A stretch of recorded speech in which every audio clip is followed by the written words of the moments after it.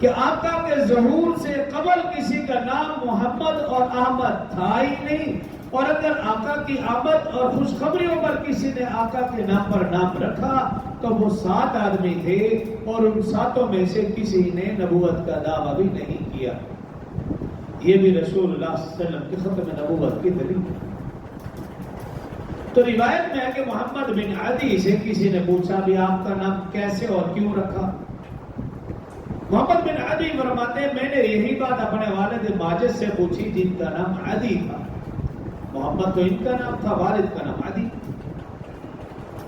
تو میرے والد ماجد کہنے لگے کہ ہم 7 لوگ تھے، بعض روایت میں کہ 6 لوگ تھے۔ ہم تجارت کی غرض سے ملک شام گئے، وہاں ایک جگہ قیام کیا، جہاں قیام کیا وہیں ساتھ ہی ایک راہب رہتا تھا، اس کی خانقاہ تھی یا قیام گاہ تھی۔ اس کو معلوم ہوا کہ عرب سے کچھ تاجر آئے، تو وہ راہب اپنی خانقاہ اپنی قیام گاہ سے اٹھ کر ہمارے خیمے میں آیا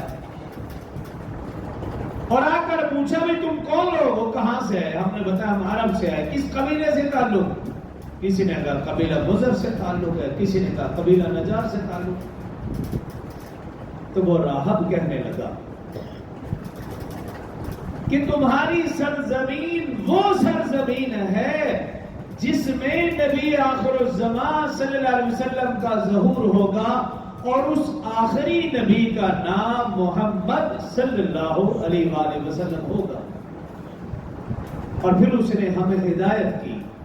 محمد بن عدی کے والد کہنے لگے پھر اس نے ہمیں ہدایت کی تم جلد سے جلد اپنے وطن واپس لوٹ جاؤ، اس ہستی کا ظہور عنقریب ہونے والا ہے، اور جیسے ہی اس ہستی کا ظہور ہو اور تمہیں موقع ملے اس پر ضرور ایمان لانا، اور اگر مجھے بھی موقع ملا میں بھی ضرور ایمان لاؤں گا۔ محمد بن عدی کے والد کہتے ہیں ہم جلد سے جلد وطن واپس لوٹے، لیکن راستے میں ہم 7 یا 6 آدمیوں میں سے 4 آدمیوں نے یہ منت مانی، 4 آدمیوں نے یہ منت مانی اگر اللہ نے ہمیں اولاد دی ہم اس کا نام خیر و برکت کے لیے، فیوز و برکات حاصل کرنے کے لیے اس کا نام محمد رکھیں گے۔